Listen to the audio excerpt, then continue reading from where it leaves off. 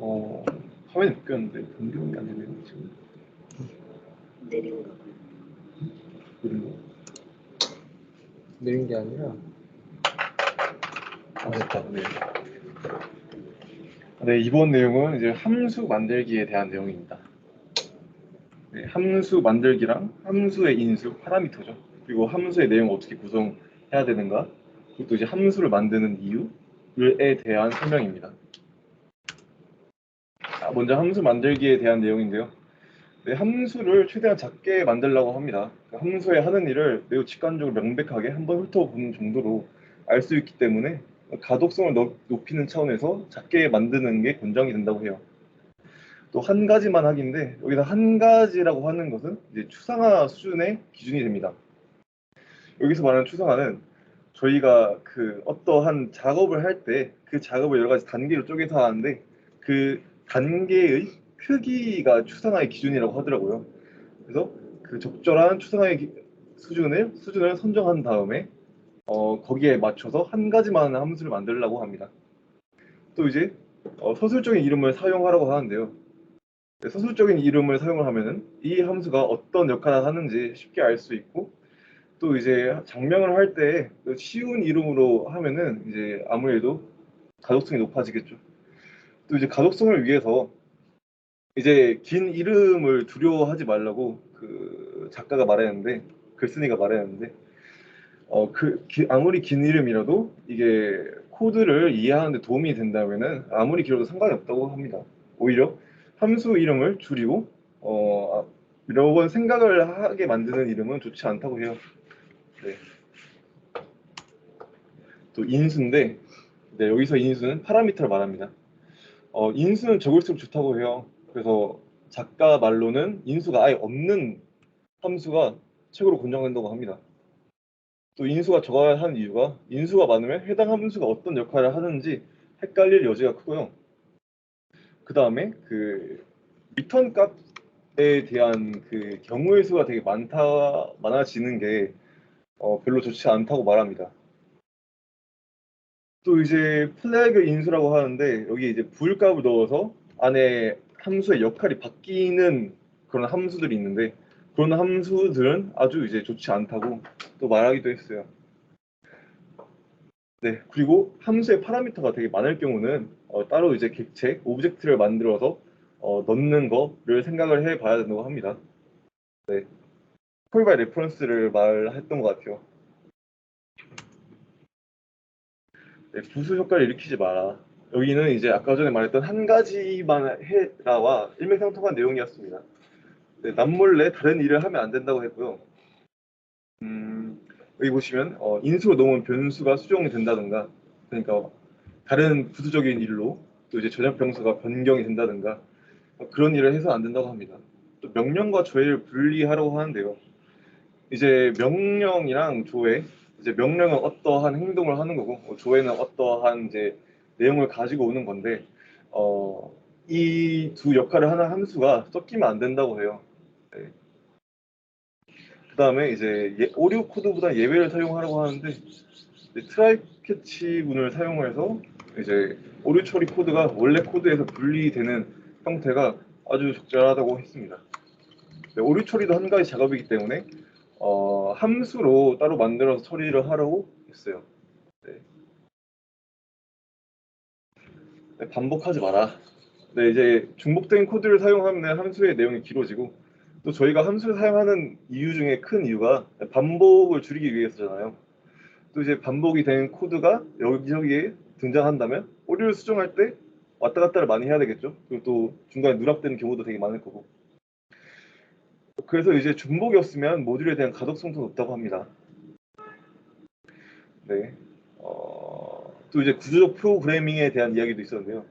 그 한 개의 입구와 한 개의 출구가 있어야 된다고 하는데, 그 리턴 값을 하나로만 하라고 하더라고요, 등장을. 근데 이제 함수를 작게 만들 목적으로는 리턴 값을 여러 번 사용해도 된다고 합니다. 이상 끝입니다.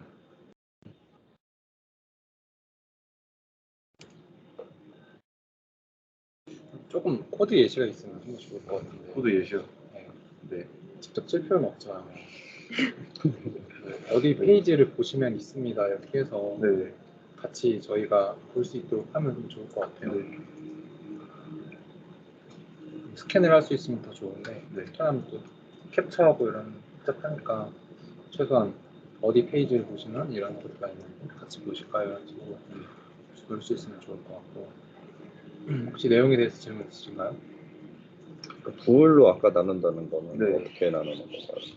그 제가 옛날에 짰던 코드를 보면은 함수, 그러니까 컨버터 모듈을 보시면은 이제 옛날에 짰을 때는 이게 PDF냐 아니냐를 인수로 넣어서 보냈어요. 아, 그래서 그 인수에 따라 이게 true면은 코드 내용이 또 바뀌어요.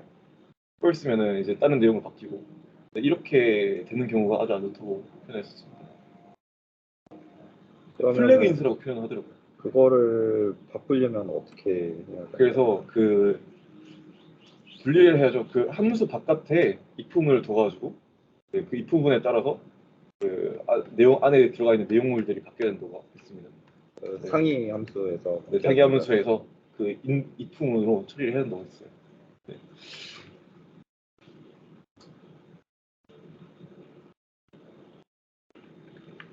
그럼 인수가 없는 함수는 뭔가요? 인수가 없는 함수는 그 아무래도 그 클래스를 형성했을 때 그 안에 있는 그 뭐라 하더라 필드들을 사용한 그런 함수를 말하는 것 같습니다. 문맥상으로 봤을 때. 네.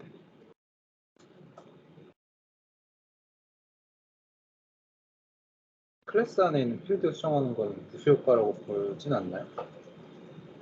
거기에 대한 내용은 없었는데 아무래도 부수 효과로 포함이 될 것 같아요. 아무래도. 근데 만약에 그 함수 자체가 안에 있는 필드 내용을 변경하는 함수일 수도 있잖아요. 그런 경우에는 상관없을 것 같습니다. 함수의 역할 자체가 네, 함수의 역할 자체가. 네. 내용이 필드를 아예 바꾸지 말라는 게 아니라 어떤 역할을 할 때 여러 가지 역할을 하지 말라라는 그 초점이었기 때문에, 네, 따로 함수가 만들어지면은 크게 문제가 없을 것 같습니다. 그 명령과 조의 분리에 대해서 좀 더 설명해 줄 수 있나요? 명령은 이제 어떠한 행동을 말하는 거예요. 조회는 이제 내용에 대한 조회를 의미했던 것 같아요. 네. 그래서 그 함수를 만들 때 그 어떠한 데이터를 가지고 오는 함수가 따로 있어야 되고, 그 데이터를 가지고 어떠한 가공 역할을 하는 함수가 따로 존재한다고 합니다. 네. 그래서 프리즈마, 예를 들어 프리즈마를 통해서 어떠한 정보를 가지고 온 다음에 그걸 또 가공하는 내용이 하나의 함수에 있으면 적절하지 않다는 표현으로 저는 이해를 했었어요. 네.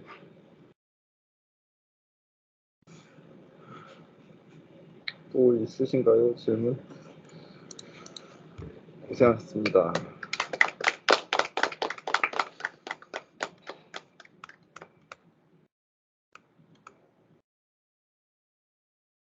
저희가요? 네.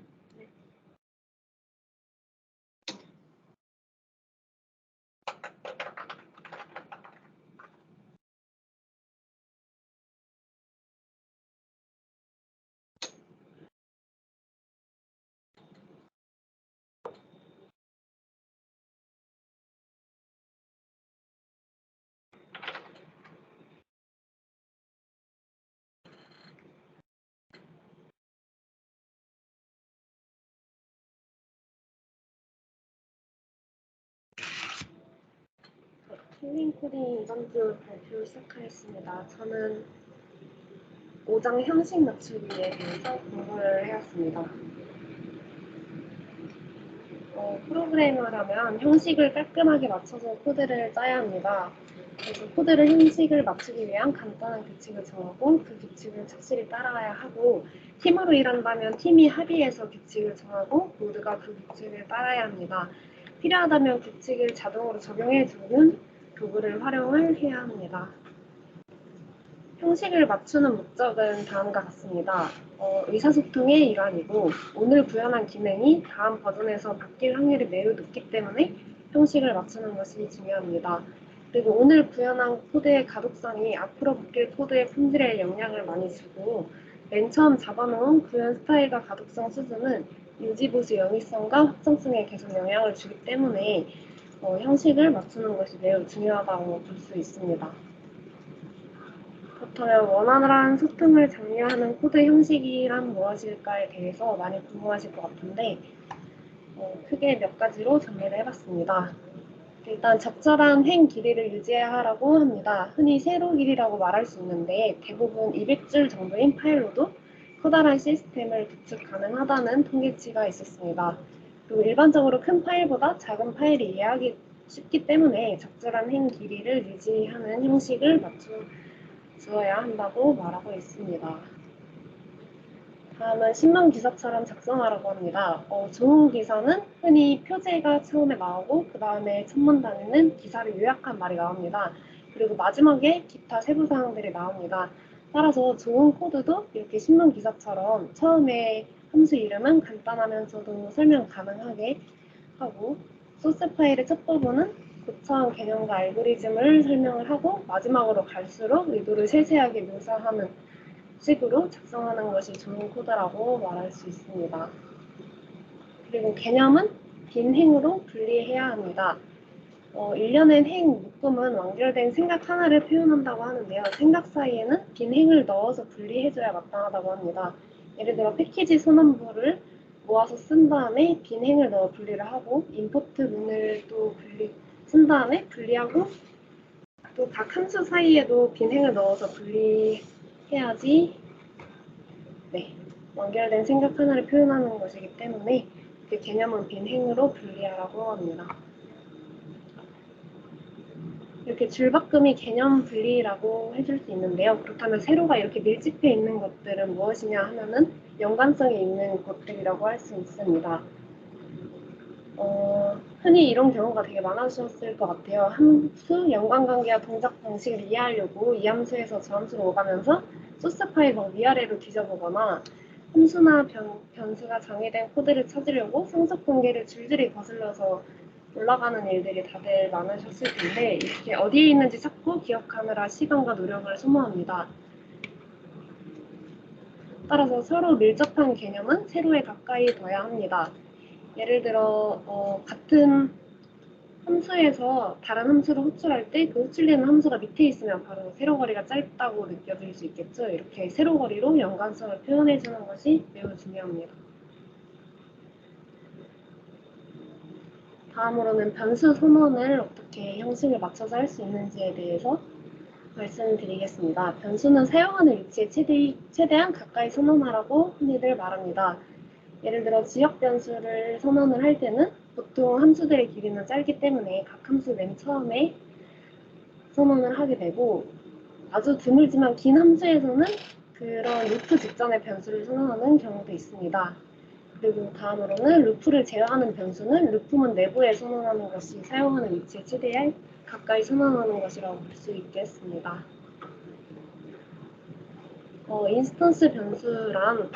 인스턴스 변수는 클래스 맨 처음에 선언을 하고 변수 간에 세로 거리를 두지 않아야 합니다.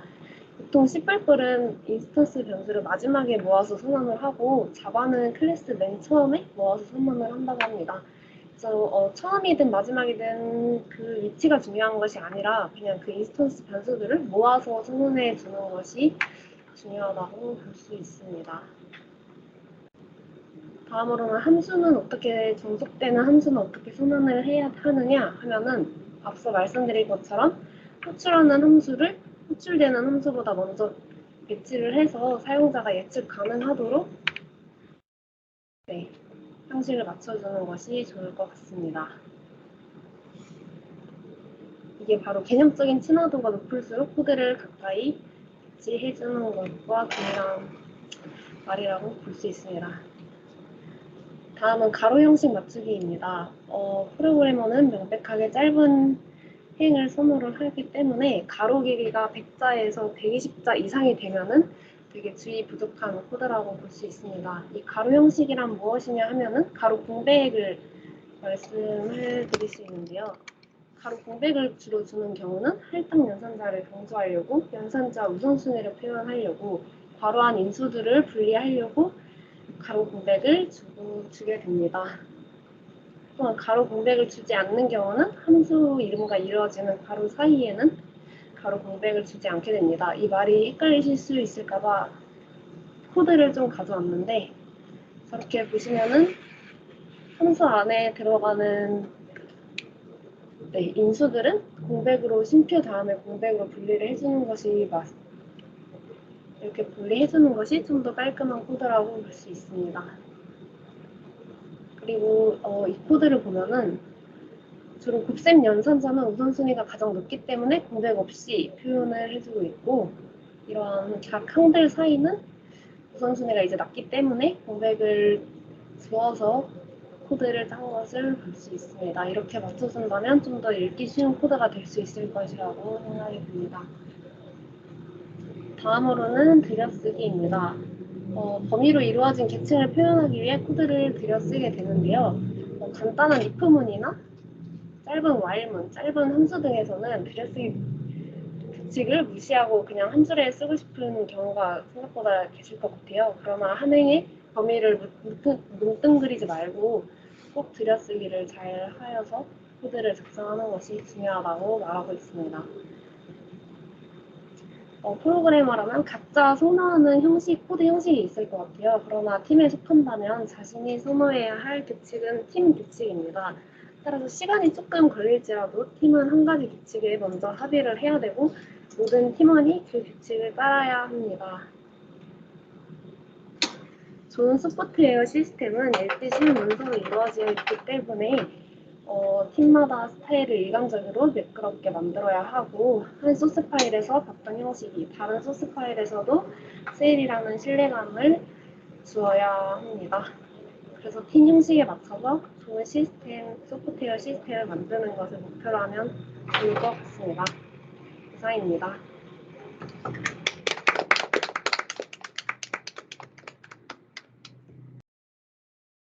질문 있으신가요?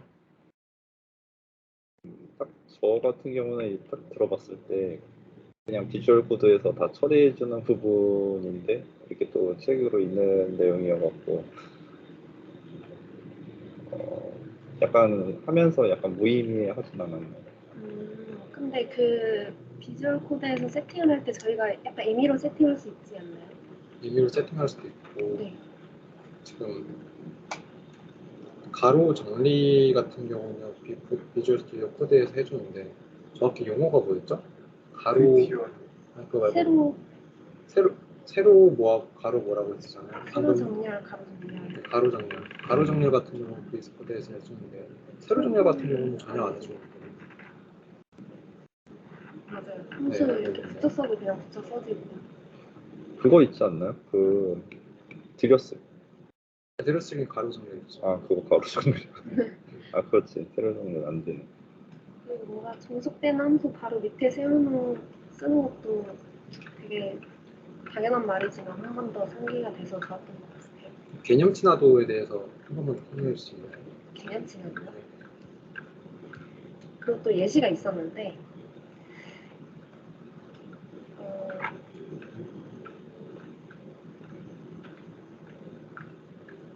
예를 들어 비슷한 동작을 수행하는 함수인데 인수들만 조금 다르고 비슷한 동작을 수행하는 함수들을 모아서 정리를 해놔야 되고 그런 느낌의 말이었습니다. 예를 들어 이 함수를 실행했을 때 성공하는 함수와 실패하는 함수가 있었는데 그거 개념들을 모아서 그래서 제 생각엔 결론적으로 말하면 이 포매팅에 관한 부분은 좀 팀원에 대한 배려라고 생각하거든요.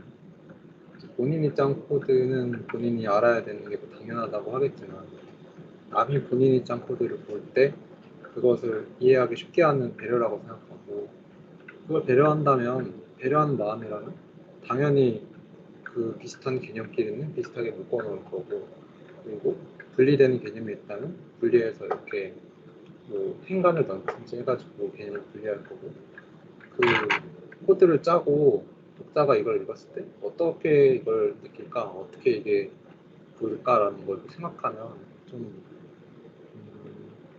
그 기준으로 짜면 좋은 코드가 나오는 것 같아요. 그래서 이런 것들도 다 협업을 하기 위한 거니까 팀원들을 많이 배려하면서 근데 이게 소개팅을 진짜 잘 해주시면 어려운 게 좋겠어요. 이런 내용들은 사실 습관이거든요, 습관. 그래서 뭔가 악의적인 마음을 갖고 있어도 습관이 악의적으로 갈 수밖에 없다. 이 점은 중요한 것 같아요. 왜냐면 제가 예전에 제대로 당한 적이 한 번 있었는데, 물론 제가 아는 사람은 아니고 제 위에 이제 일을 했다가 나간 사람이었는데, 보통이 아니었어요, 진짜. 일장에서 만들었던 보이스카우트 규칙 알죠? 그 일장의 내용이 전 되게 인상 깊었던 게 결국에는 이런 걸 유지하는 게 보이스카우트 원칙에서 시작되는 거거든요.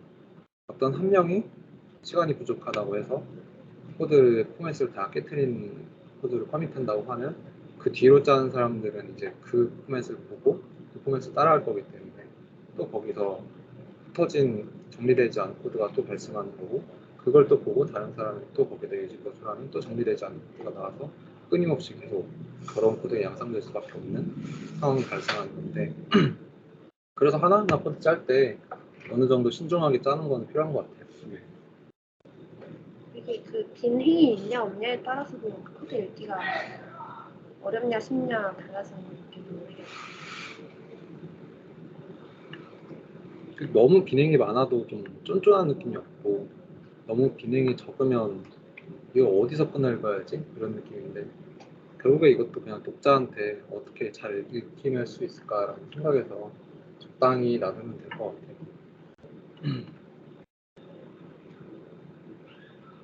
네, 뭐 질문 있으신가요? 좋습니다. 그럼 마치도록 하겠습니다. 네. 수고하셨습니다. 감사합니다.